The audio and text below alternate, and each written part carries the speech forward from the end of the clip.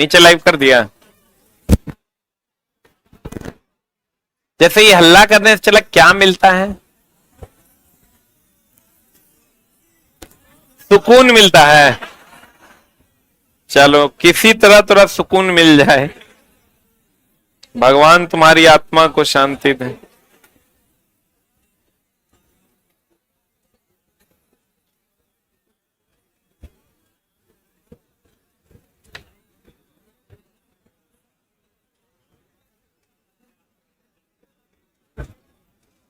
सभी लोग pen copy लेकर रेडी हो जाइए।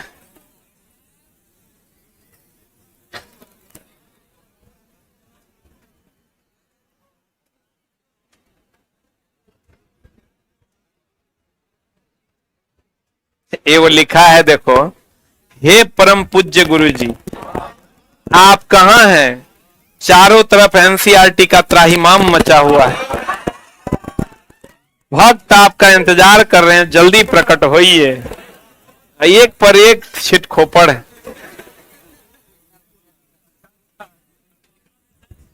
ये वो लिखता है, साफ सुथरा बात बताइए, आइएगा कि नहीं?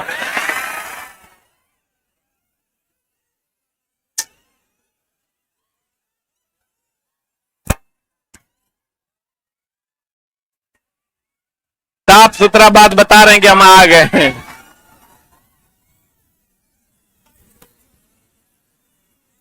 इस बार होली में एकदम साफे सुथरा बात होगा। बताओ पॉइंट नंबर।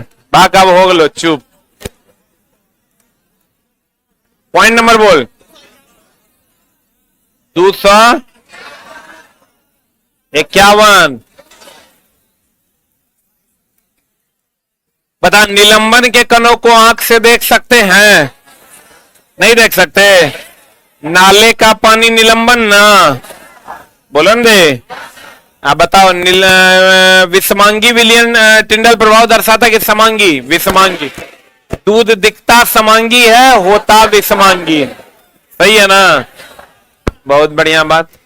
परमाणु की त्रिज्या नैनोमीटर में मापी जाती है। किसमें नापी जाती है? देखो चला, ये क्वेश्चन जो है ये नाभिक है। क्या है ये? नाभिक की त्रिज्या जो होती है, नाभिक की त्रिज्या होती है 10⁻⁻15 मीटर, या इसी को हम लोग एक फेमटो कहते हैं। क्या कहते हैं? ये जो परमाणु की जो त्रिज्या है, परमाणु की त्रिज्या ये होता है 10⁻⁻10 मीटर। इसी को हम लोग एक एंगस्ट्रॉम कहते हैं। आई कहता है दोनों त्रिज्याओं का जो अंतर होता है -15 -10, तो ये दोनों त्रिज्या का जो अंतर होता है वो होता है 10⁵ कितना होता है? -5 न कितना? 5। जैसे चला बताओ, -20 -30 में कितना का अंतर है? 10 का कि -10 का? 10 का। कितना का अंतर है? 10 का। 20 और 30 में कितना का अंतर है? कितना का अंतर है? इसका मतलब अंतर कभी माइनस नहीं होता। तो ये दोनों में जो अंतर होगा वो कितना का होगा? 5 का ना, 10⁵5 का। जल्दी से लिख।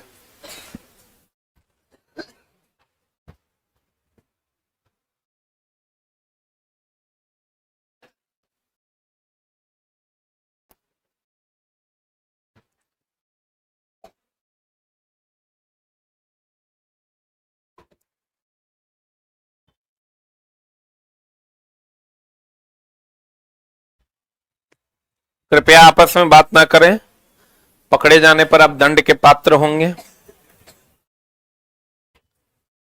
हो गया? दोनों की त्रिज्याओं में अंतर 10⁵5 का।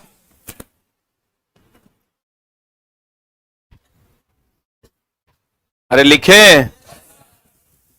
हाइड्रोजन परमाणु की त्रिज्या 10⁻⁻10 मीटर। 10⁻10 मीटर बोले तो एक एंगस्ट्रॉम। एक क्या? एंगस्ट्रॉम। डाल्टन ऐसे प्रथम वैज्ञानिक थे जिन्होंने तत्वों के प्रतीकों का प्रयोग अत्यंत विशिष्ट अर्थ में किया था। प्रतीक मतलब सिंबल। जैसे हाइड्रोजन के लिए H, बोलो रे। लेकिन अगर कह देगा पहली बार तत्वों का प्रतीक के बारे में कौन बताया था? बर्जीलियस। कौन बताया था?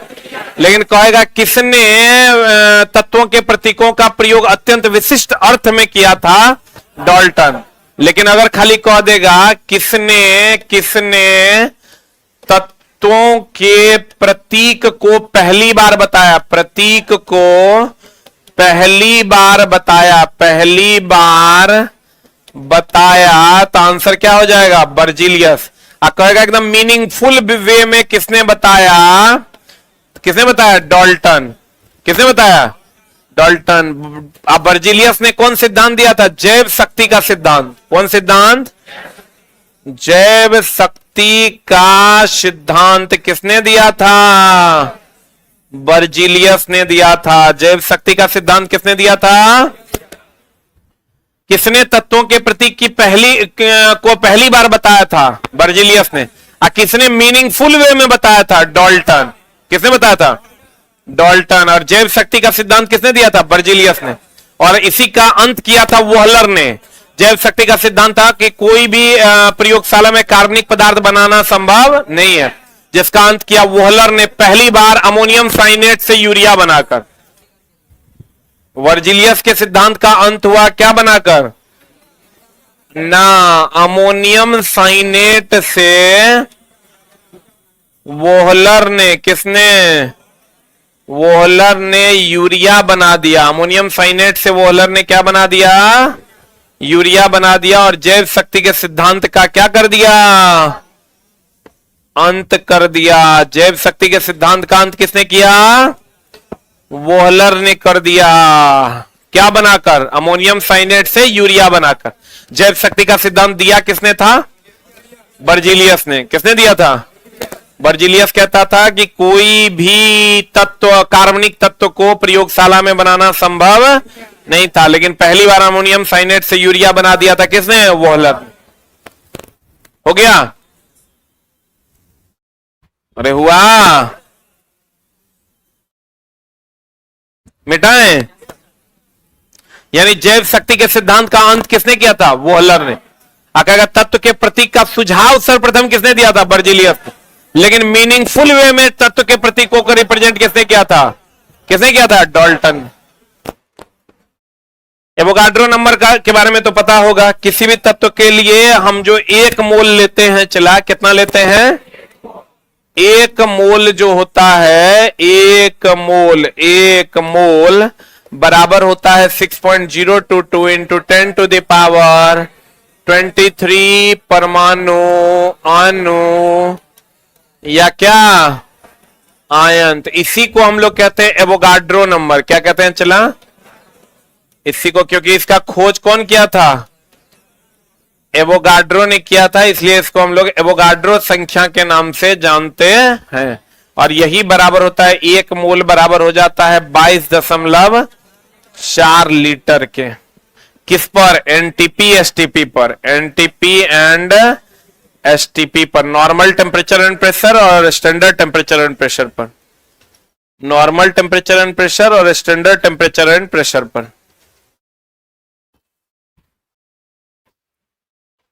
इसकी खोज कौन किया था? एवोगाड्रो।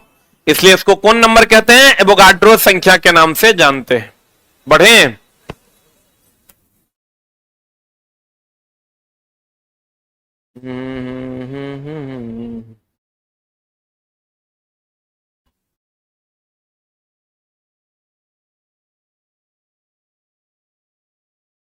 बढ़े हो? अब देखो तो कहता है एवोगाड्रो संख्या Na को निरूपित किया जाता है। Na बराबर होता है 6.023 परमाणु, अणु या आयन, और ये होता है 22.4 लीटर।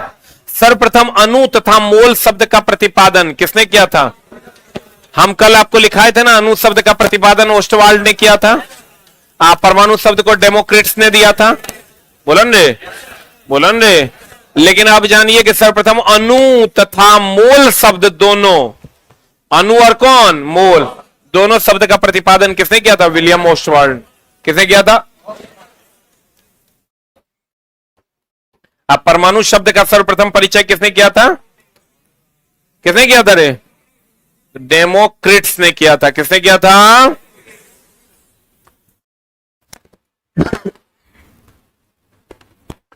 अणु शब्द और मूल शब्द का पहली बार खोज कौन किया था? ओस्टवाल्ड। अब परमाणु शब्द का खोज कौन किया था? डेमोक्रिट्स। बढ़े। कहता परमाणु अविभाज्य न होने का प्रमाण स्थिर विद्युत तथा विद्युत चालन की स्थिति से मिलता है। ये ध्यान रखिएगा, परमाणु अविभाज्य है, ये पहली बार किसने कहा था? डाल्टन ने। परमाणु अविभाज्य है, ये किसने कहा था? डाल्टन ने। परमाणु विभाज्य है, ये किसने कहा? रदरफोर्ड ने। परमाणु विभाज्य है, परमाणु विभाज्य है, ये बात किसने कहा था मेरी जान? रदरफोर्ड ने। किसने कहा था? परमाणु अविभाज्य है, ये बात किसने कही थी? डाल्टन ने। अब परमाणु विभाज्य है, ये बात किसने कही? रदरफोर्ड ने। लिखें,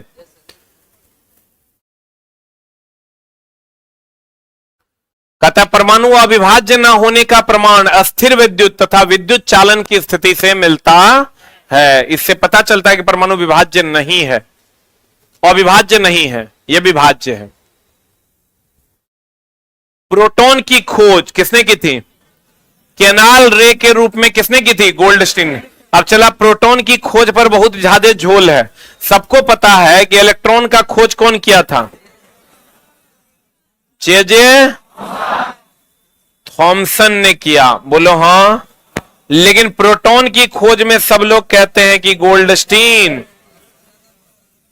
गोल्डस्टीन या रदरफोर्ड, यही ना कहते हैं। न्यूट्रॉन के लिए तो सबको पता है जेम्स चैडविक ना, जेम्स चैडविक। अब क्वेश्चन कह रहा है कि प्रोटॉन की खोज केनाल रे के रूप में गोल्डस्टीन ने 1886 में किया, परंतु बाद में इसकी व्याख्या प्रोटॉन के रूप में किसने कर दिया? किसने कर दिया? रदरफोर्ड। इसका मतलब खोज जो किया, तो अगर तो इस पर चला बहुत लोग विवाद करते हैं कि सर गोल्डस्टीन दे कि रदरफोर्ड दे। तुम्हारा जो एनसीईआरटी है दोस्त मेरे, उसमें यह दिया हुआ है कि प्रोटॉन की खोज केनाल रे के रूप में किसने किया? गोल्डस्टीन ने 1886 में किया, परंतु बाद में इसकी व्याख्या प्रोटॉन के रूप में किसने किया? रदरफोर्ड ने। इसका मतलब जो पहला ऑप्शन होगा वो आपका क्या होगा? गोल्डस्टीन, और दूसरा ऑप्शन होगा रदरफोर्ड। लेकिन अगर कह देगा खोज किसने किया तो गोल्डस्टीन, और कहेगा व्याख्या किसने किया? रदरफोर्ड। लेकिन अगर खोज में भी पहले कह देगा तो गोल्डस्टीन, और बाद में कह देगा तो रदरफोर्ड। बोलो ने, ये एनसीईआरटी के लाइन से इस बात की पुष्टि होती है। अच्छा चला, अधिकतर किताबों में कहीं गोल्डस्टीन कहीं रदरफोर्ड मिलता है, इसलिए हम इसको अपनी किताब में अब क्लियरली लिखने जा रहे हैं कि प्रोटॉन की खोज केनाल रे के रूप में गोल्डस्टीन ने 1886 में किया, लेकिन बाद में इसकी व्याख्या रदरफोर्ड ने किया अल्फा प्रकीर्णन प्रभाव के द्वारा। किसके प्रभाव के द्वारा? अल्फा प्रकीर्णन प्रभाव के द्वारा। तो अब अगर तुमको प्रोटॉन, इसमें इलेक्ट्रॉन में तो कोई दिक्कत नहीं है, जे थॉमसन। न्यूट्रॉन में जेम्स चैडविक है। प्रोटॉन में झोल होता है गोल्डस्टीन की रदरफोर्ड। क्या मारिएगा? गोल्डस्टीन। गोल्डस्टीन नहीं रहेगा तो क्या मारिएगा? रदरफोर्ड। सही है ना?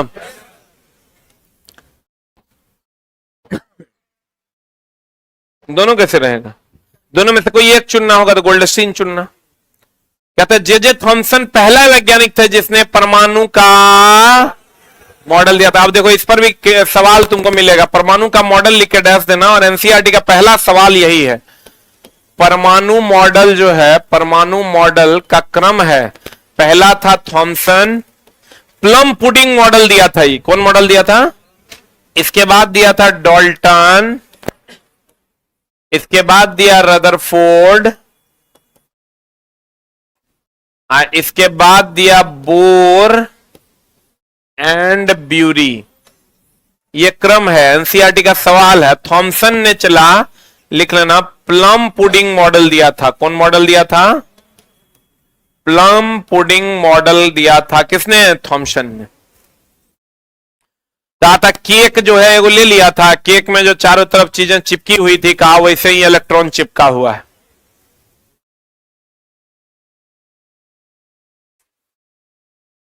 जे थॉमसन ने किसका खोज किया? इलेक्ट्रॉन का, जिसके लिए 1905 में उसे क्या मिला था? नोबेल पुरस्कार।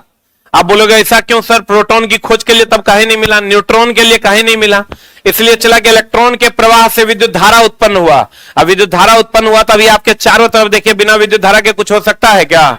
इसीलिए सिर्फ इलेक्ट्रॉन की खोज के लिए जे थॉमसन को 1905 ईस्वी में नोबेल पुरस्कार से सम्मानित किया गया। एक्सरे के उत्पादन के लिए 1903 ईस्वी में रोएंटजेन को मिला था। किसको?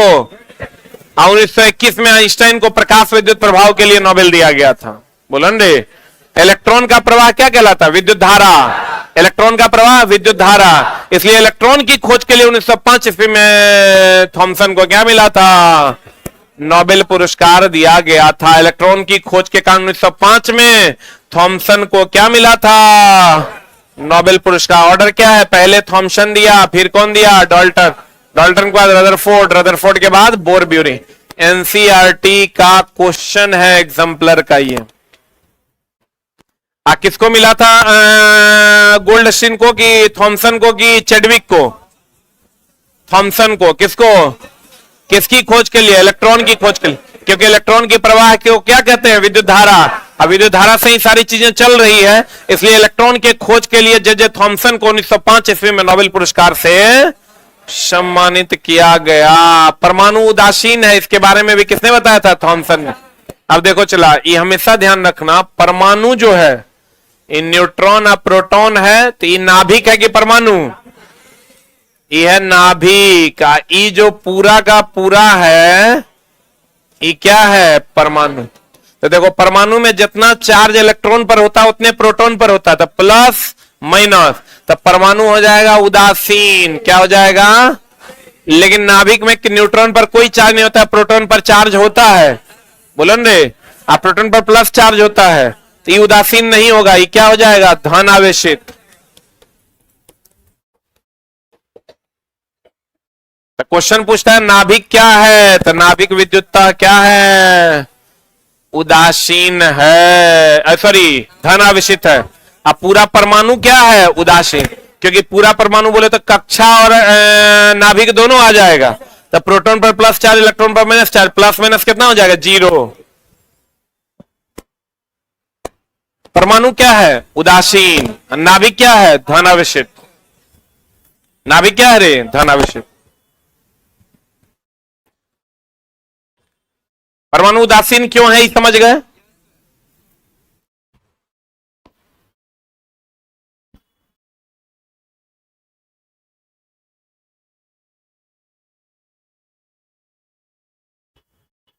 और रदरफोर्ड को नाभिकीय भौतिकी के जनक कहते हैं, क्योंकि भैया रदरफोर्ड ही ना नाभिक का खोज किया था।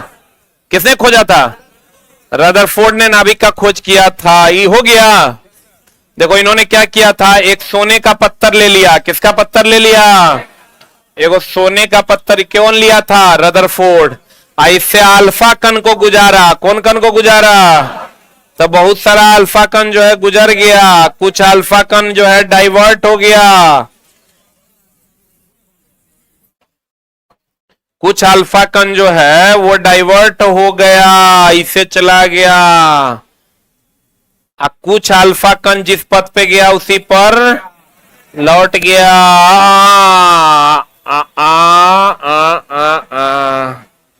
देखो, तो उन्होंने कहा था ये पत्थर किसका लिया? सोने का पत्थर लिया। तो उन्होंने कहा कि देखो अल्फा पर पॉजिटिव चार्ज होता है, अल्फा पर पॉजिटिव चार्ज होता है, इस पर भी प्लस है, तब ना लौट गया है। विजातीय की सजातीय? इस पर भी प्लस, इस पर यहां भी प्लस, तो सजातीय ना हो गया रे। सजातीय में विकर्षण होता है। तो तब इन्होंने खोज किया कि यहां पर क्या है? नाभिक है। यहां पर क्या है? नाभिक, जो धन आवेशित है। तो नाभिकीय विज्ञान का में तुमको पूछ देगा नाभिक की खोज कौन किया? रदरफोर्ड। तुमको पूछ देगा नाभिकीय विज्ञान की खोज कौन किया? रदरफोर्ड। कौन किया? तो कहिए नाभिकीय भौतिकी का जनक कौन था? रदरफोर्ड, क्योंकि इन्होंने नाभिक को खोजा था। अब कहिएगा कौन विधि के द्वारा? अल्फा प्रकीर्णन विधि। कौन विधि? किसका पत्थर लिया? सोने का पत्थर लिया। किसका पत्थर लिया मेरी जान? सोने का पत्थर लिया था। और किसका खोज कर डाला था? नाभिक। कभी कभी नाभिक नहीं देके न्यूक्लियन देता है, तो क्या बात है? न्यूक्लियन या नाभिक की बात करें मतलब न्यूट्रॉन प्लस प्रोटॉन।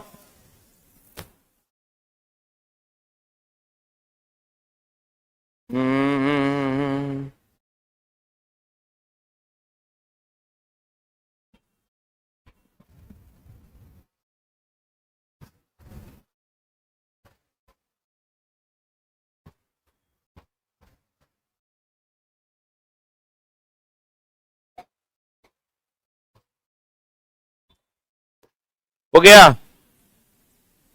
अरे हुआ? पढ़े?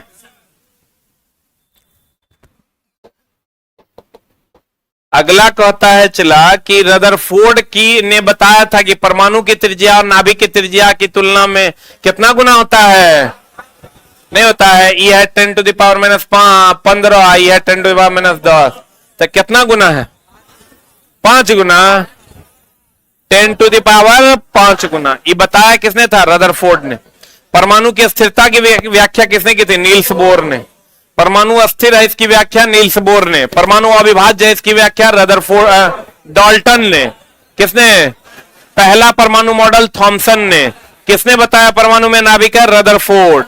किसने बताया? परमाणुओं की स्थिरता की व्याख्या किसने की थी? Niels Bohr. बोलो ने, परमाणु की स्थिरता की व्याख्या किसने की? Niels Bohr. परमाणु अविभाज्य है, यह बात किसने कहा? डाल्टन। संयोजकता परमाणु की संयोजन शक्ति कहलाती है। संयोजकता जानते हो? एक होता है संयोजकता, एक होता है संयोजी इलेक्ट्रॉन। पता है? संयोजकता और तुमको कहेगा, क्वेश्चन देगा कि किसी तत्व से लिखना संयोग करने की क्षमता। किसी तत्व से संयोग करने की क्षमता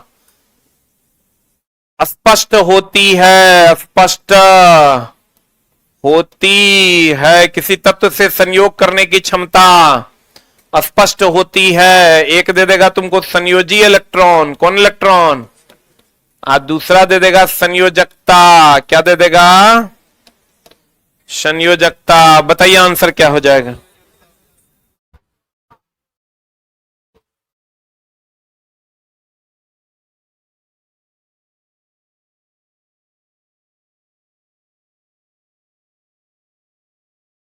F5 की वैलिडिटी बढ़वा देते हैं। चलो F सब बढ़ गया है, पता नहीं तुम्हारा नहीं बढ़ा है क्यों? हमारे जैसा कोई नहीं काट सकता बाल और रूपी लूडो में गोटियां। अरे मात्र 1 रुपए से गेम शुरू किए थे और जीत का सारा पैसा यूपीआई से वेब से निकाल लिए। कपिल भैया आज ही आने वाला था क्या? मतलब बुझन जब न तब आने ही वाला है। अब देखो चला, इसका आंसर बताओ क्या हो जाएगा? किसी तत्व से संयोग करने की क्षमता स्पष्ट होती है संयोजकता के द्वारा। तब कोका कपिल के मौसा मारता है संयोजी इलेक्ट्रॉन। संयोग करने की क्षमता किसके द्वारा याद की जाती है? संयोजकता। संयोजकता किसके द्वारा? तब न चलाई जो कहते हैं Al2O3 में अल्युमिनियम की संयोजकता 3 है, इसलिए 3 को ऑक्सीजन को अपने साथ सटा लिया है। ऑक्सीजन की संयोजकता 2 है, इसलिए ऑक्सीजन 2 अल्युमिनियम को अपने साथ संयोग करवा लिया है। नहीं समझा? अल्युमिनियम की संयोजकता कितनी है? 3, इसलिए 3 को ऑक्सीजन को सटेले है। ऑक्सीजन की संयोजकता कितनी है? 2, इसलिए 2 को अल्युमिनियम को सटेले है। बोलेगा नहीं करेगा? जबकि अगर अल्युमिनियम की संयोजकता निकालिएगा, अल्युमिनियम की संयोजकता निकालिएगा 2, 8, 3 होता है। तो संयोजी इलेक्ट्रॉन, संयोजी इलेक्ट्रॉन कितना है? 3। कितना? 3। ऑक्सीजन का निकालिएगा तो 8 होता है, तो 2, 6 होता है। तो 6 होता है, तो 6 होना चाहिए था। होना चाहिए था ना? तो मतलब 6 को अगर संयोजी इलेक्ट्रॉन के हिसाब से जोड़ेंगे तो क्या को जोड़ना चाहिए? 6 को। लेकिन इसकी संयोजकता निकालिएगा तो 8 में 6 गया कितना? 2। तो देखो 2 को जोड़ा है कि नहीं जोड़ा है? इसका मतलब किसी तत्व से संयोग करने की क्षमता को संयोजकता कहते हैं और उसको संयोजकता के द्वारा दिखाते हैं, ना कि संयोजी इलेक्ट्रॉन के द्वारा। किसके द्वारा? संयोजी इलेक्ट्रॉन की संयोजकता। इसीलिए तो कहते हैं कि रदरफोर्ड ने संयोजकता परमाणु की संयोजन शक्ति कहलाता। संयोजी इलेक्ट्रॉन संयोजन शक्ति नहीं कहलाता है। कौन कहलाता है? कौन कहलाता है? संयोजकता और संयोजी इलेक्ट्रॉन अलग अलग है। संयोजी इलेक्ट्रॉन होता है बाह्यतम कक्षा का इलेक्ट्रॉन। कौन इलेक्ट्रॉन? जिसको हम लोग मुक्त इलेक्ट्रॉन कहते हैं। अगर कहेगा विद्युत धारा के प्रवाह में कौन जरूरी है? संयोजकता की संयोजी इलेक्ट्रॉन, संयोजी इलेक्ट्रॉन। कहेगा एक दूसरे से जुड़ने के लिए कौन जरूरी है? संयोजकता। लड़का एक के मारता है संयोजी इलेक्ट्रॉन संयोजकता, जे है मन से है दिल ले है। अब बताओ तो विद्युत धारा के प्रवाह के लिए कौन जरूरी है? विद्युत धारा प्रवाह कौन जरूरी है? संयोजी इलेक्ट्रॉन, या इसी को हम लोग क्या कहते हैं? मुक्त इलेक्ट्रॉन। कौन इलेक्ट्रॉन रे? मुक्त इलेक्ट्रॉन। बोलो हाँ।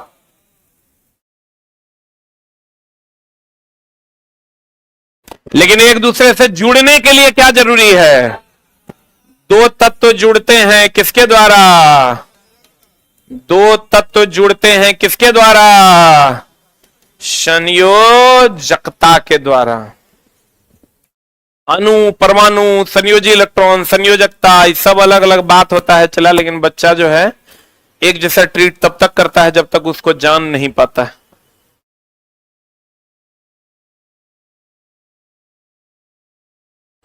मेरे में आज से अपलोड नहीं हो रहा। अभी कोई भी धंधा का बात नहीं करेगा, चुपचाप पढ़ेगा। न तो लड़का कहेगा देखो ये फ्री में पढ़ा रहा है, प्रचार मार रहा है। किसी भी प्रकार का कोई प्रचार नहीं होगा। जरा खरीदना है या जरा बैच से जुड़ना होगा, अपने हिसाब से देखो कहां तुम जुड़ पाओगे। हो गया? अरे हुआ। रदरफोर्ड ने परमाणु की तुलना किससे की थी? सौर परिवार। सर कैसे? उन्होंने कहा था कि देखो जैसे सूर्य के चारों तरफ सभी ग्रह चक्कर लगाते हैं, वैसे ही नाभिक के चारों तरफ इलेक्ट्रॉन चक्कर लगाता है। बोलो ने, ये इलेक्ट्रॉन, प्रोटॉन, न्यूट्रॉन, इस सब के बारे में, नाभिक के बारे में कौन बताता? रदरफोर्ड। तो वही ना कहेगा कि ये जो परमाणु है वो सौर परिवार के जैसा है। जैसे सौर परिवार में सूर्य के चारों तरफ ग्रह चक्कर लगाता है, वैसे यहां भी नाभिक के चारों तरफ कौन चक्कर लगाता है? इलेक्ट्रॉन। तो भैया बताओ डाल्टन कैसे कहेगा? डाल्टन ने कहा था ये अविभाज्य है, तो अविभाज्य है कह पाता कि नाभिक के चारों ओर इलेक्ट्रॉन चक्कर लगाता है? थॉमसन भी नहीं कह पाता। थॉमसन क्यों नहीं कह पाता? थॉमसन कहता था कि वो केक ले लिया और केक के ऊपर अलग अलग जो चॉकलेट चिपका हुआ था, कहता है इसे ही इलेक्ट्रॉन चिपकल है।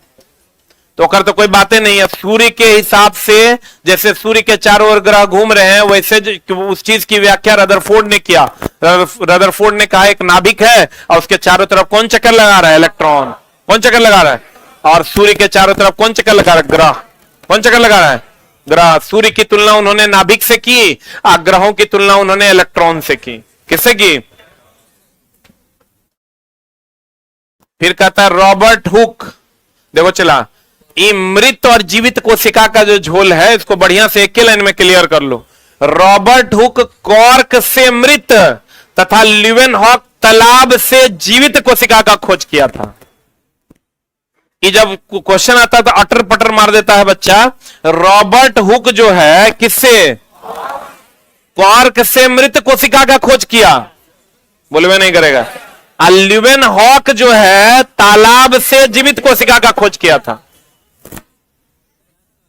हर डाउटेबल लाइन उपलब्ध है। रॉबर्ट हुक जो है ये कॉर्क से मृत कोशिका का खोज किया, ल्यूवेनहॉक तालाब से जीवित कोशिका का खोज किया। क्लियर है? अब कहते हैं रक्त का पंप कौन है? हृदय। ये तो सबको पता है। रक्त को कौन पंप करता है? हृदय। कौन करता है? अच्छा एक बात बताओ, एलपीजी गैस जो हम लोग भरते हैं, ये होता है दाब भरण प्रणाली से। ये हम अपने किताब में भी पढ़ाते हैं। और जो दाब भरण प्रणाली से, पेट्रोल जो हम लोग भरते हैं या पेट्रोलियम का उत्पाद जो भरते हैं, ये भरते हैं हम लोग पंप भरण प्रणाली से। कौन भरण प्रणाली से? एक मिनट, होल्ड ऑन। हम लोग कहते हैं एलपीजी पंप। कभी सुना है? बोलो रे, एलपीजी पंप कभी सुना है? तो एलपीजी जो है दाब भरण प्रणाली से तुम लोग जाता है, चला वहां क्या बोलते हैं उसको, गैस वाला के दुकान के पास क्या करता है, बड़का सिलेंडर को उल्टा देता है और उल्टा के high pressure to low pressure में चला जाता है। प्रोग्राम में हाई प्रेशर नीचे लो प्रेशर। तो भैया एलपीजी जो है high pressure to low pressure दाब भरण प्रणाली से। और पेट्रोलियम जो है पंप पर जाते हैं, उसमें मोटर लगा के खींच के तब भरा जाता है, तो पेट्रोल पंप होता है, जबकि एलपीजी पंप नहीं होता। लिख लो जल्दी से।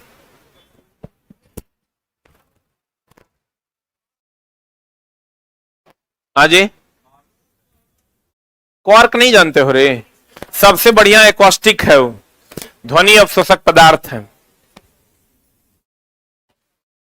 हो गया? रक्त का पंप कौन है? हृदय करता है। कौन हमें कभी आराम नहीं करता है? हृदय। ये सब सरल क्वेश्चन है, सब जानता होगा। हृदय आराम करेगा, तू आराम कर लेगा। प्लाज्मा झिल्ली केंद्रक कोशिका द्रव्य सभी कोशिका का प्रमुख अवयव है।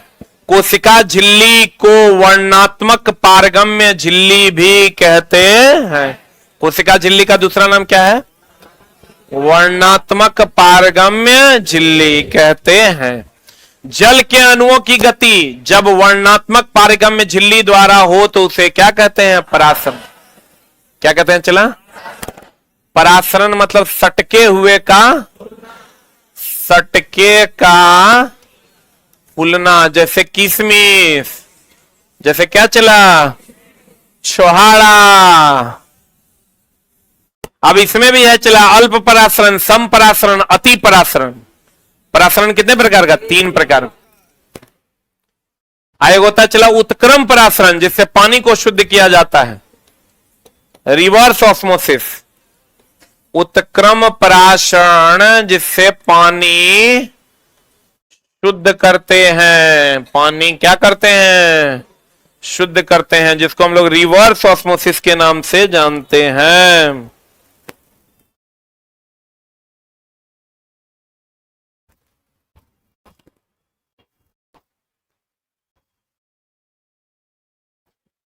हो गया?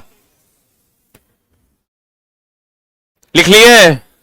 अल्प परासरण में कोशिका क्या हो जाएगा? फूल जाएगा। अब चला, यहां से भी एनसीईआरटी में सवाल है कि कोशिकाएं कब फूल जाती है?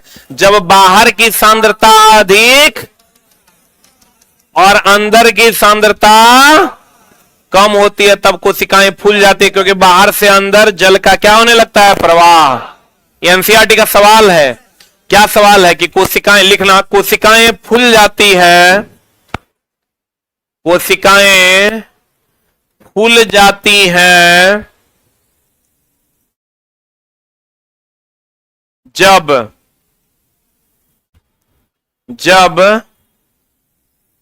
कोशिका के बाहर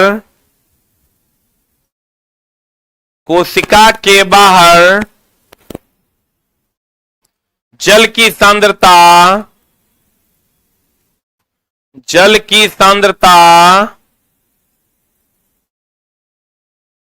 अधिक होती है और अंदर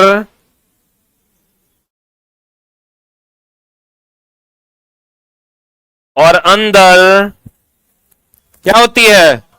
कम होती है। तो क्या होता है? चला, अधिक सांद्रता से कम सांद्रता में इसका क्या हो जाता है? प्रवाह हो जाता है। अधिक सांद्रता से किसमें? कम सांद्रता में जल का प्रवाह हो जाता है, जिसके कारण कोशिका क्या हो जाती है? फूल जाती है। बोलो ना रे। अल्प परासरण में कोशिकाएं क्या हो जाती है? फूल जाती है। और फिर सम परासरण में कोई परिवर्तन नहीं होते। अति परासरण में कोशिका क्या हो जाता है? चिपक जाता है। क्या हो जाता है? चिपक जाता है। एक कोशिकीय अवायवीय जीव तथा अधिकांश पादप कोशिका परासरण द्वारा जल को, देखो चला, परासरण द्वारा जल कैसे ग्रहण होता है? जैसे जल रखा हुआ है, तुम जल खाली डाल दो, कोई मोटर वोटर नहीं लगाओ, कैपिलरी एक्शन के द्वारा सट सट खींच लेगा। उसी को हम लोग परासरण कहते हैं। क्या कहते हैं? जैसे तुम देखो, मिट्टी है, सूखी मिट्टी है, उसके चारों तरफ तुम पानी डाल दो, सट सट खींच लेगा। उसको हम लोग क्या कहते हैं? परासरण। लिखना, परासरण जल अवशोषण की वह प्रक्रिया है, परासरण जल अवशोषण की वह प्रक्रिया है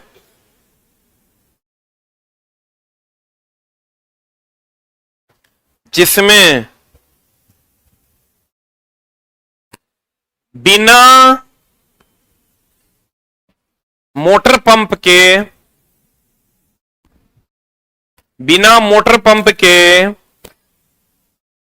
केशिका क्रिया द्वारा, कोशिका क्रिया न, कौन क्रिया? केशिका क्रिया द्वारा जल का अवशोषण स्वतः हो जाता है। जल का अवशोषण क्या हो जाता है? चला, स्वतः हो जाता है। अब बताओ चला, एक कोशिकीय अवायवीय जीव अधिकांश पादप कोशिका, कौन कोशिका, किस विधि द्वारा जल ग्रहण करते हैं, पराशरण द्वारा। किस विधि द्वारा, यही अगर उत्क्रम पराशरण हो जाएगा तो हम कहेंगे पानी का शुद्धिकरण होता है किसके द्वारा, उत्क्रम पराशरण के द्वारा। किसके द्वारा, अब पानी अपने आप खिंचा जाता है किसके द्वारा, पराशरण के द्वारा। किसके द्वारा, पराशरण। कहीं पर भी पानी रहेगा, जैसे जड़ क्या करता है, चला पानी खींच लेता है कि नहीं, यह विधि कौन विधि है, पराशरण। अब कहता है प्लाज्मा झिल्ली लचीली होती है, जो किसका किसका, लिपिड और प्रोटीन का मिश्रण। लिपिड एक प्रकार का क्या है, वसा है। लिपिड एक प्रकार का क्या है, वसा। अब प्रोटीन से एमिनो अम्ल का निर्माण होता है, एमिनो अम्ल से उत्तक का, उत्तक से अंग का। उत्तक समान होते हैं कि असमान होते हैं, उत्तक समान होते हैं जबकि अंग असमान होते हैं। ये क्लियर है ना, ये भी क्वेश्चन तुरा एनसीईआरटी में मिलेगा। उत्तक क्या होते हैं, लिख लो, उत्तक जो है वो कैसे होते हैं, समान। जो अंग होते हैं, अंग जो होते हैं वो कैसे होते हैं, अलग। उत्तक क्या होता है, समान, अंग क्या होता है, अलग। अब प्लाज्मा झिल्ली कैसी होती है, लचीली, जो लिपिड और किसका बना होता है, प्रोटीन का। अमीबा तथा अनेक एक कोशिकीय जीव अपना भोजन एंडोसाइटोसिस विधि द्वारा करते हैं। अमीबा तथा अनेक जीव अपना भोजन कौन विधि द्वारा करते हैं, चला, एंडोसाइटोसिस विधि द्वारा करते हैं। याद रखना होगा, कोशिका झिल्ली सहित अन्य पदार्थ का संकुचन जीव द्रव्य कुंचन कहलाता है। किसी भी पदार्थ का जो संकुचन होता है उसको हम लोग जीव द्रव्य कुंचन भी, संकुचन और कुंचन एक है, चला। जैसे हम लोग कहते हैं ना, हम जो भोजन करते हैं वो किस विधि द्वारा अंदर जाता है, मांसपेशियों के संकुचन या कुंचन द्वारा। यह भी एनसीईआरटी का सवाल है, लिख लो। हमारे द्वारा किया गया भोजन, हमारे द्वारा किया गया भोजन संकुचन या कुंचन विधि द्वारा, हमारे द्वारा किया गया भोजन मांसपेशियों के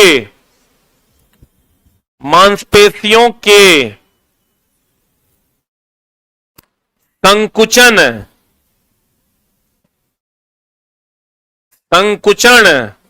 या कुंचन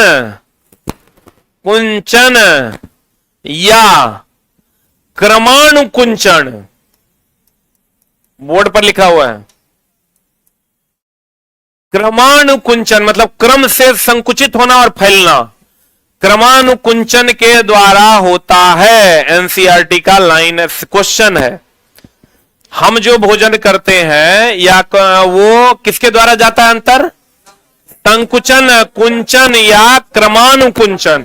मतलब इसका मतलब होता है फैलना और सिकुड़ना। इसीलिए सोए सोए भी खा लेते हैं, खड़े खड़े भी खा लेते हैं।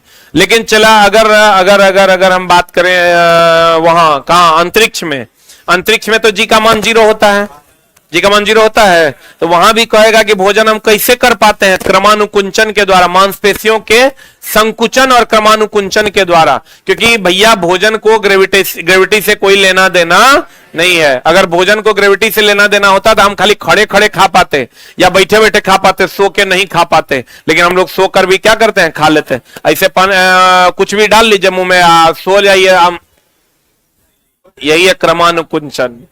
बोलन रे, तो कहते हैं कोशिका झिल्ली, कौन झिल्ली, सहित अन्य पदार्थों का संकुचन जीव द्रव्य कुंचन कहलाता है। और अमीबा कौन विधि द्वारा भोजन करती है, एंडोसाइटोसिस विधि द्वारा भोजन करती है। हम बोले थे कौन ऐसा है जो अमाशय से भोजन बाहर निकालकर फिर खाता है, स्टारफिश। कौन, जो रेगुलर क्लास कर रहे होंगे उनको पता होगा। कौन ऐसा है जो अमाशय से भोजन बाहर निकालता है फिर खाता है, स्टारफिश ना, बोलन रे।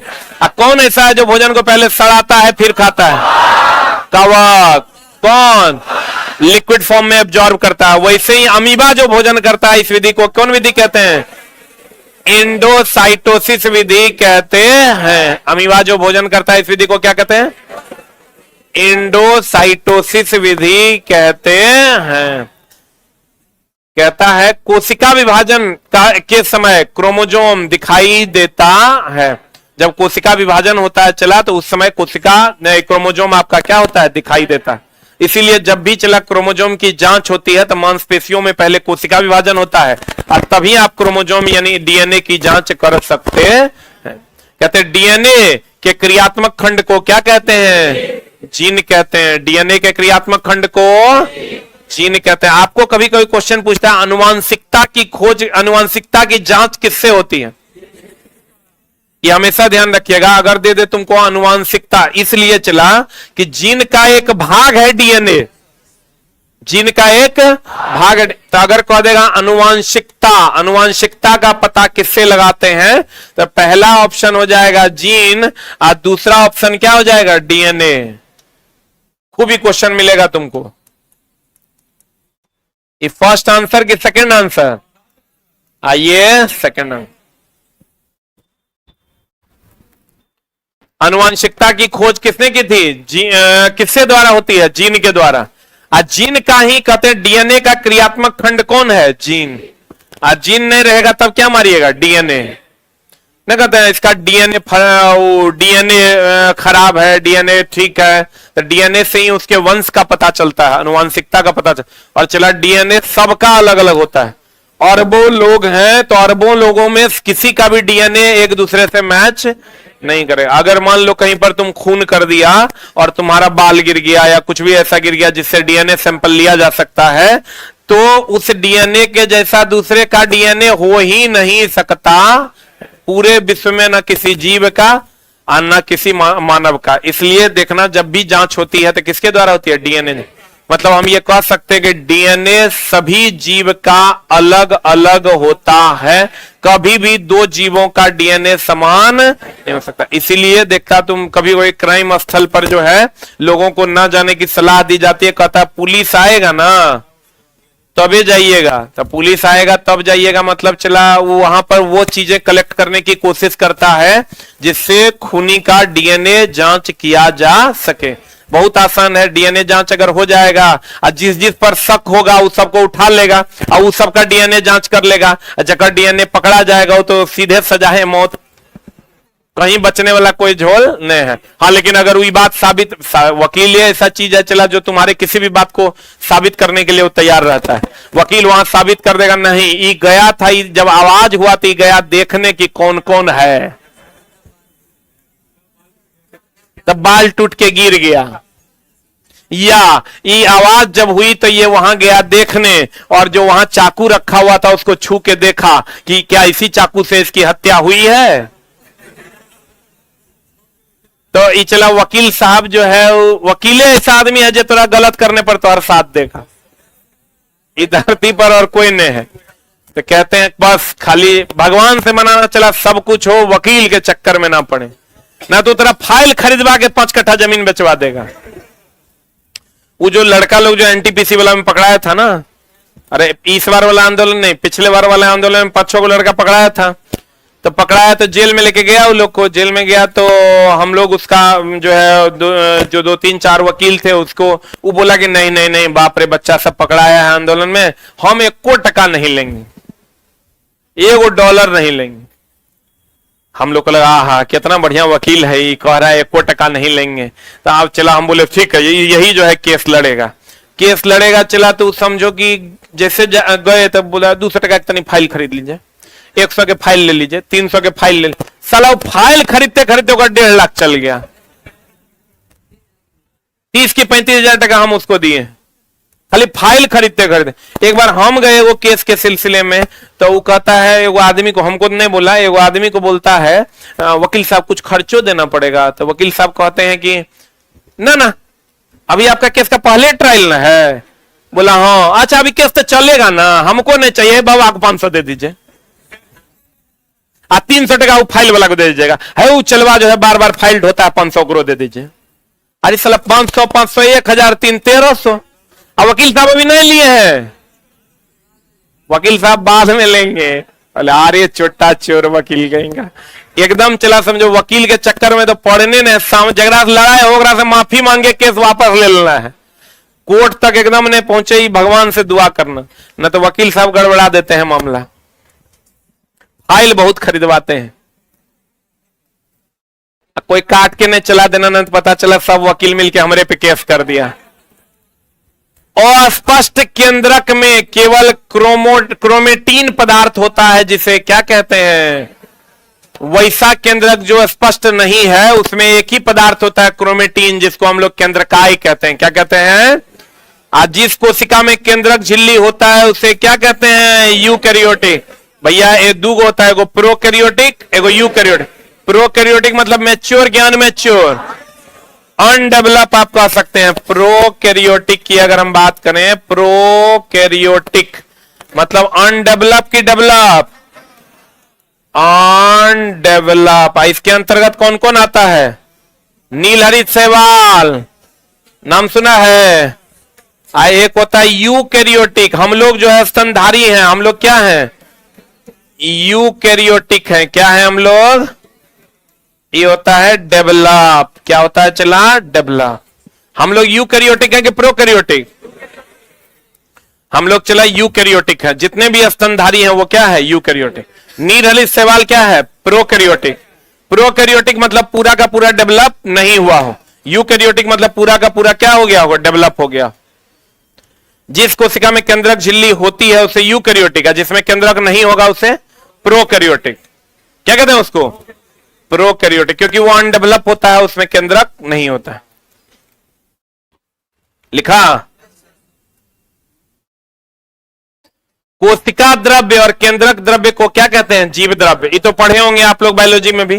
कोशिका द्रव्य ले लो और केंद्रक द्रव्य, सबको मिला के क्या कहते हैं? जीव द्रव्य। यकृत विष तथा दवा को निराकरण करने में महत्वपूर्ण भूमिका निभाता है। बताओ यकृत में कौन होता है जो विष को मार देता है? यकृत में कौन होता है जो विष को मार देता है? HCl। नाम सुने हो? पित्त भी। कौन चला? पित्त। तो ये विष तथा दवा को निराकरण करने में महत्वपूर्ण भूमिका निभाता है। कौन? यकृत।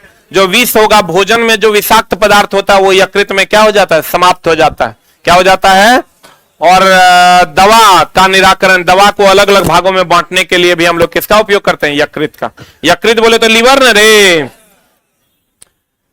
ईआर में संश्लेषित पदार्थ गोल्जी उपकरण में जमा रहता है। What is ER? Endoplasmic reticulum. Endoplasmic reticulum. Endoplasmic reticulum.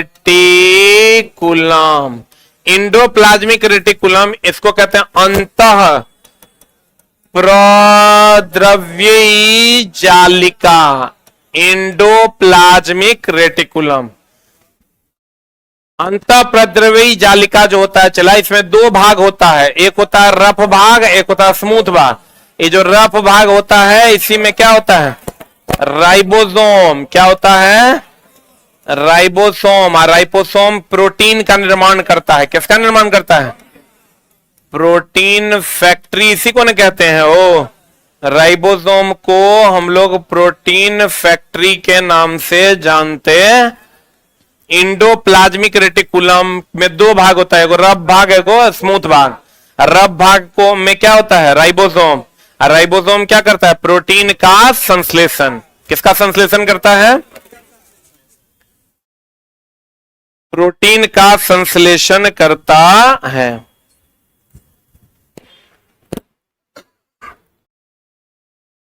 ये कह रहा है कि जो प्रोटीन बनाता है चला, तो इसको ले जाने का काम कौन करता है? Golgi body. कौन ले जाता है? कहता संश्लेषित पदार्थ। ये संश्लेषित पदार्थ हो गया तुम्हारा प्रोटीन। कौन हो गया चला? प्रोटीन पदार्थ गोल्जी उपकरण में जमा रहता है और फिर गोल्जी उपकरण इसको क्या करता है? एक जगह से दूसरे जगह ले जाता है। गोल्जी बॉडी के द्वारा इसको क्या करते हैं? एक जगह से दूसरे जगह ले जाता है। तो आपको कहेगा इंडोप्लाज्मिक रेटिकुलम का संश्लेषित पदार्थ कौन है? प्रोटीन। कौन है? जो इंडोप्लाज्मिक रेटिकुलम के किस भाग पर होता है? रफ भाग पर। रफ भाग में क्या होता है? राइबोसोम। राइबोसोम क्या करता है? प्रोटीन फैक्ट्री होता है। राइबोसोम क्या है? राइबोसोम क्या है? Protein factory. राइबोसोम क्या है? हो गया? अब कहता है लाइसोसोम, आत्महत्या की थैली बोलते हैं। लाइसोसोम में उपस्थित एंजाइम का निर्माण कहां होता है? एंडोप्लाज्मिक रेटिकुलम में। लाइसोसोम को आत्महत्या की थैली कहते हैं। क्या कहते हैं इसको? इसका एंजाइम का निर्माण कहां होता है? ईआर में, एंडोप्लाज्म। ये हमेशा ध्यान रखना, एंजाइम को शरीर का उत्प्रेरक कहते हैं। एंजाइम को शरीर का उत्प्रेरक कहते हैं। एंजाइम को शरीर का क्या कहते हैं? उत्प्रेरक कहते हैं।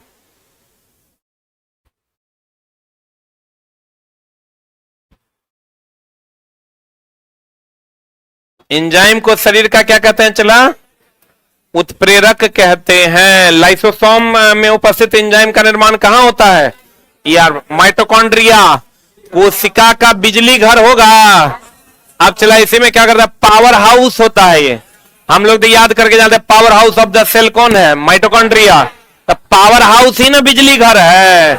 तो लड़का कहता है अरे सलाई तो पावर हाउस पढ़ के गए थे, बिजली घर की हो गया। पावर हाउस ही क्या होता है? बिजली घर। पावर हाउस ही क्या होता है? बिजली घर। इसमें कैसी झिल्ली होती है? दोहरी। माइटोकॉन्ड्रिया में दोहरी झिल्ली होती है। प्रोकैरियोटिक, बताओ प्रोकैरियोटिक मतलब डेवलप की अनडेवलप? इसमें बहुत सारा चीज अनुपस्थित होता है। बोलन रे, कहता है प्रोकैरियोटिक कोशिका में किसी भी प्रकार की झिल्ली नहीं होती। प्रोकैरियोटिक कोशिका में क्रोमोजोम के स्थान पर, क्योंकि चला डेवलपे नहीं होता जो क्रोमोजोम बनेगा। हम लोगों में क्रोमोजोम होता है। आप तो कहेगा क्रोमोजोम का विभाजन जो होता है वो टूटे हुए स्थिति में दिखाई पड़ता है कि जुटे हुए स्थिति में? अभी तुरंत बताए थे टूटे हुए स्थिति में। अच्छा बताओ, एक्स क्रोमोजोम बड़ा कि वाई? कौन बड़ा? साइज में एक्स बड़ा और वाई छोटा। अब कहते हैं प्रोकैरियोटिक कोशिका में बहुत सारा चीज क्या होता है? एब्सेंट होता है। तो यहां भी चला, प्रोकैरियोटिक में क्रोमोजोम नहीं रह के न्यूक्लिक अम्ल होता है। और वही न्यूक्लिक अम्ल बाद में जो यूकैरियोटिक जब बन जाता है तो वो किसमें बन जाता है? क्रोमोजोम में। किसमें बन जाता है? जैसे चला यूकैरियोटिक में तो क्रोमोजोम, हम लोग यूकैरियोटिक हैं। कौन कैरियोटिक है?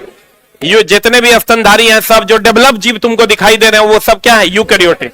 क्या है वो? तो यूकैरियोटिक में सारी चीजें पाई जाती है। प्रोकैरियोटिक में बहुत सारी चीजें एब्सेंट होती है। बहुत सारा चीज डेवलपमेंट के स्टेज में होता है, इसलिए उसको हम अनडेवलप कहते हैं। क्या कहते हैं उसको? ये समझ लो, विकासशील होता है वो। क्या होता है वो? तो कहते हैं प्रोकैरियोटिक कोशिका में क्रोमोजोम के स्थान पर क्या रहता है? न्यूक्लिक अम्ल पाया जाता है। इसमें केवल राइबोसोम अंगक के रूप में होता है। केवल प्रोकैरियोटिक में कौन होता है? राइबोसोम। कोशिका के अंदर विषैले पदार्थों का निराकरण, चिकनी।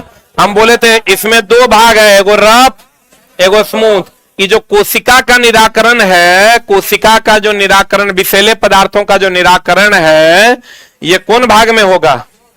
स्मूथ में। और रफ भाग में क्या होता है? प्रोटीन का निर्माण। रफ भाग में क्या होता है? प्रोटीन का निर्माण। और कहते हैं भैया मेरे कोशिका के अंदर विषैले पदार्थों का जो निराकरण होगा वो कहां होगा? स्मूथ भाग में। कोशिका के अंदर विषैले पदार्थों का निराकरण कहां होगा? स्मूथ भाग में। और रफ भाग में क्या होगा? प्रोटीन का निर्माण। जो कौन करेगा? राइबोसोम। कौन करेगा? राइबोसोम। लाइसोसोम को क्या कहते हैं? आत्महत्या की थैली। लाइसोसोम को क्या कहते हैं? आत्महत्या की थैली। कोशिका के अंदर विषैले पदार्थों का निराकरण कहां होगा? एंडोप्लाज्मिक रेटिकुलम के स्मूथ भाग पर। कौन भाग पर? और रफ भाग पर क्या होगा? प्रोटीन का निर्माण। जो किसके द्वारा होगा? लाइसोसोम के द्वारा। किसके द्वारा? राइबोसोम के द्वारा। किसके द्वारा? राइबोसोम। लाइसोसोम के द्वारा आत्महत्या की थैली। लाइसोसोम आत्महत्या की थैली। क्लियर है?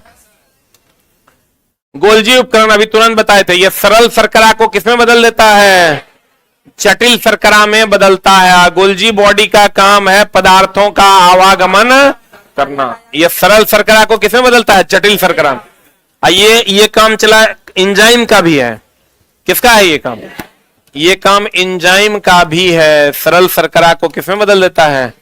जटिल शर्करा में बदल देता है। बताओ तो, जाइलम और फ्लोएम जटिल है? जटिल उत्तक है कि सरल? जटिल उत्तक है। जाइलम और फ्लोएम जो है, जाइलम एंड फ्लोएम जो है, ये सरल है कि जटिल है? क्या है ये? जटिल है। चला ये क्वेश्चन पूछा था पिछले बार बिहार पुलिस में। गोल्जी उपकरण का परीक्षण सिल्वर नाइट्रेट के साथ करते हैं। किसके साथ करते हैं? सिल्वर नाइट्रेट का दूसरा नाम लूनर कास्टिक भी है। कौन कास्टिक है चला? सिल्वर नाइट्रेट का दूसरा नाम लूनर कास्टिक है। इसी का उपयोग मतदाता के स्याही में करते हैं। मतदाता के स्याही में करते हैं। किस में करते हैं? मतदाता के स्याही में करते हैं।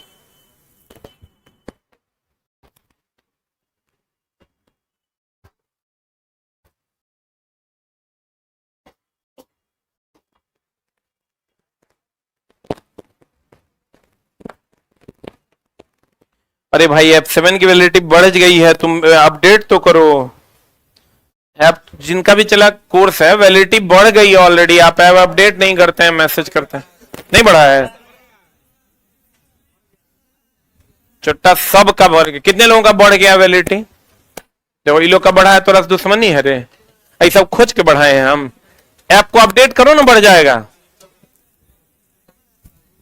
चुप चुट्टा, ये लोग का बढ़ गया, तुम्हारा कहीं नहीं बढ़ा। अच्छा मैं एक बार फिर चेक करवा लेते हैं।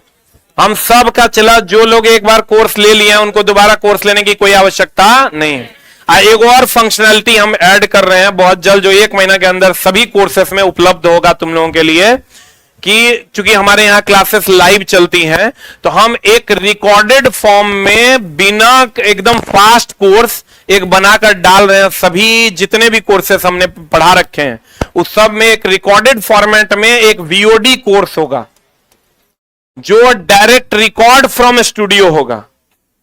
अब वो उपलब्ध रहेगा। जो चैप्टर जिसको पढ़ना होगा वो चैप्टर बच्चा पढ़ लेगा। उसमें और भी चीज ऐड कर रहे हैं, चैप्टर वाइज क्वेश्चन भी डिस्कस रहेगा। जिसको जो क्वेश्चन में दिक्कत होगा अपना उस क्वेश्चन में जाएगा, उस नंबर का क्वेश्चन खोलेगा और अपना पढ़ लेगा। ठीक है, वो एक अलग, ये तो क्लास जो तुम्हारा है बैच ऑलरेडी वो रहबे करेगा।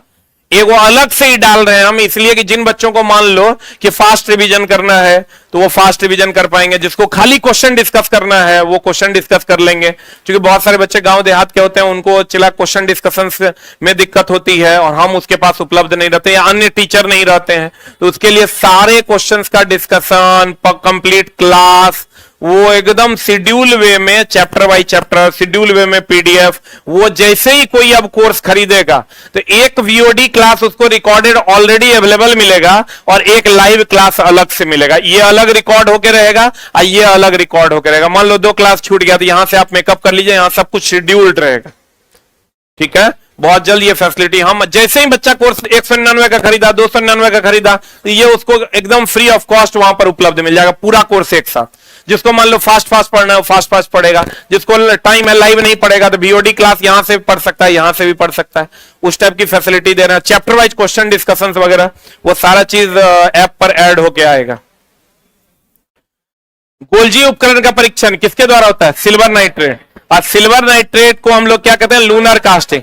मतदाता के स्याही में भी हम लोग किसका उपयोग करते हैं? Silver nitrate. किसका उपयोग करते हैं? सिल्वर नाइट्रेट का उपयोग करते हैं। पोटेशियम नाइट्रेट का उपयोग बारूद में करते हैं। पोटेशियम नाइट्रेट का उपयोग बारूद में करते हैं। रक्त ऑक्सीजन, भोजन, हार्मोन और अपशिष्ट पदार्थों का वहन करता है। रक्त जो है हम लोग क्या कहते हैं? रक्त किसका वहन करता है? ऑक्सीजन।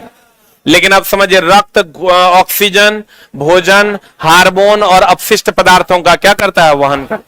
इन सब चीजों का यह वहन करता है। रक्त प्लोएम तथा पेशी उत्तक का क्या है? उदाहरण। और रक्त संयोजी उत्तक का भी उदाहरण है, या यूं कहें तरल संयोजी उत्तक का भी उदाहरण है। किसका उदाहरण है? चला, तरल संयोजी उत्तक का भी रक्त क्या है? उदाहरण। रक्त को पेशीय उत्तक भी कहते हैं, रक्त को प्लोएम उत्तक भी कहते हैं, क्योंकि प्लोएम का भी काम है एक जगह से दूसरे जगह चीजों को ले जाना। प्लोएम का काम क्या है? चला, खनिज लवण का संचरण। आई देखो, रक्त का भी काम क्या है? भोजन, हार्मोन और अपशिष्ट का संचरण। बोलवे नहीं करेगा। तो रक्त को प्लोएम भी कहते हैं। रक्त को क्या कहते हैं? प्लोएम भी कहते हैं। और रक्त को पेशीय उत्तक भी कहते हैं। और रक्त तरल संयोजी उत्तक है। और खाली संयोजी उत्तक की बात करेगा तो हड्डी। कौन चला? खाली संयोजी उत्तक की बात करेगा तो हड्डी। कहते हैं विभाज्योत्तक उत्तक में रसधानी। रसधानी बोले तो वैक्यूल्स, नाम सुना है? वैक्यूल्स का काम है जल अवशोषण करना। क्या अवशोषण करना? वैक्यूल्स, इसका काम है जल अवशोषण। क्या काम है इसका? जल अवशोषण। तो कहते हैं विभाज्योतक उत्तक में रसधानी नहीं होता। विभाज्योतक उत्तक के कारण ही क्या होता है? चला, मोटापा। मोटापा या यूं कहें वृद्धि जो होता है विभाज्योतक उत्तक के कारण ही होता है। सेल विभाजन होता है, सेल डिवीजन होता है, जिसके कारण वृद्धि होता है।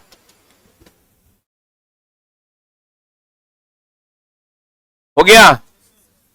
अल्कलन काइमा जो होता है कि भित्ति किसकी बनी होती है? लिग्निन। लिग्निन एक प्रकार का क्या है? प्रोटीन है, और इसी के कारण कठोर होता है। मृदु उत्तक होता है सबसे बाहरी उत्तक, जिसको हम निर्जीव उत्तक के नाम से भी जानते हैं। वाष्पोत्सर्जन की क्रिया भी पढ़ा दिए हैं पीछे हम, बताओ क्या होगा? वाष्पोत्सर्जन की क्रिया कहां होती है? रंध्र में। वाष्पीकरण होता है कि वाष्पोत्सर्जन? वाष्पोत्सर्जन कहां होता है? रंध्र में। कहां होता है? वाष्पोत्सर्जन होता है रंध्र में। अब वाष्पीकरण किसका होता है? पानी का। किसका? खनिज लवण का संचरण कोशिका क्रिया द्वारा कि केशिका क्रिया द्वारा? किस क्रिया द्वारा? रक्त को प्लोएम भी कहते हैं, क्योंकि प्लोएम भी सारी चीजों का वहन करता है और रक्त भी सारी चीजों का वहन करता है। बोलो ने, क्लियर है? पक्का। और कोशिका कब फूलेगा? बाहर की सांद्रता ज्यादा और अंदर की सांद्रता कम। तो जल जब बाहर से अंदर की ओर आएगा तो कोशिका क्या हो जाएगा? फूल जाएगा। परासरण में कोशिका फूलवे न करता है, सम परासरण में कुछ होता नहीं। उत्क्रम परासरण के द्वारा जल का शुद्धिकरण होता है। किसके द्वारा? उत्क्रम परासरण के द्वारा जल का शुद्धिकरण होता है। क्लियर है? Thank you very much.